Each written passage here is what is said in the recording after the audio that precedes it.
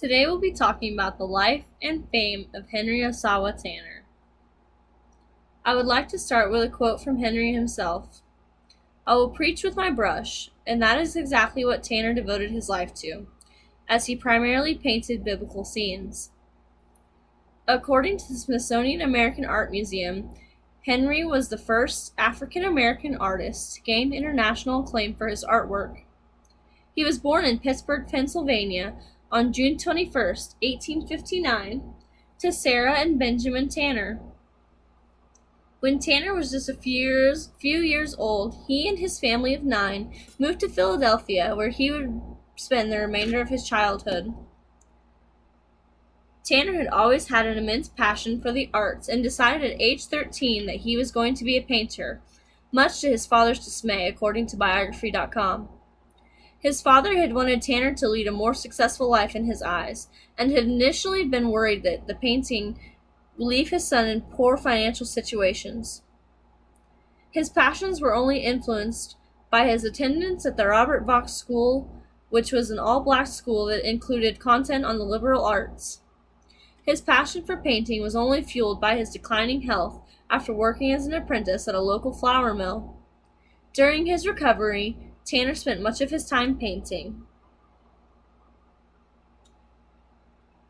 According to the Smithsonian American Art Museum, Tanner enrolled at the Pennsylvania Academy of Fine Arts at age 21 in 1880.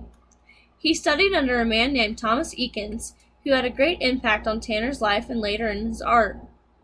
In 1888, he moved to Atlanta, Georgia, before graduating to combine the worlds of business and art, opening a small photo gallery where he sold art and photos. Tanner also became a professor at Clark College, teaching art classes. Even though Tanner was essentially working 2 jobs, he barely had enough money for his living expenses.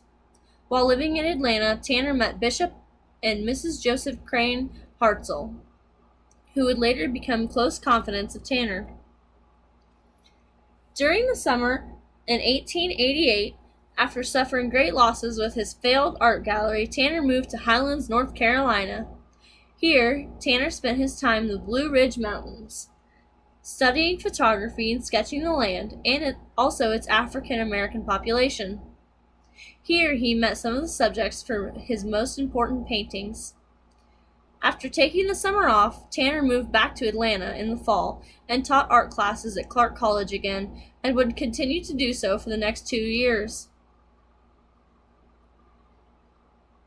After spending 2 years in the college, Tanner began sharing his interest in traveling abroad with the bishop and his wife. They arranged for Tanner and his work to be What